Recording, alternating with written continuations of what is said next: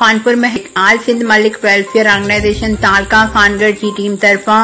बेवा औरतन के ईद जा कपड़ा दिना। आल सिंध मलिक वेलफेयर ऑर्गेनाइजेशन तालका खानगढ़ की अगवान राब्ता सेक्रेटरी सिंध रईस अहमद अली मलिक, जिले कोटकी जे सदर जान मोहम्मद मलिक, तालका खानगढ़ जे सदर गुलाम सरवर मलिक, रोशन अली मलिक, फतेह मोहम्मद मलिक, गुल हसन मलिक, राजा जावेद अली मलिक, मोहम्मद कासिम मलिक, जौहर अहमद मलिक, मोहम्मद हनीफ मलिक, शरफुद्दीन मलिक, मलिक डिन्नू मलिक, मोहम्मद इस्माइल मलिक जी कोशिशन सां तालका खानगढ़ जे मलिक बिरादरी जे मुख्तलिफ गोठन में कपड़ा विरहाया, जंहिंमें गोठ हाजी अल्लाह डिन्नू मलिक, गोठ फतेह मोहम्मद मलिक, गोठ मोहम्मद मुराद मलिक, गोठ मोहम्मद हसन मलिक, गोठ अकरम आबाद मलिक, गोठ मोहम्मद मलुक मलिक, गोठ यार मोहम्मद मलिक, गोठ मटर दड़ो मलिक, हाजी यतीम मलिक, गोठ जाफर मलिक, गोठ थेरियो मलिक, गोठ गुल मोहम्मद मलिक, गोठ लश्करी पीर, गोठ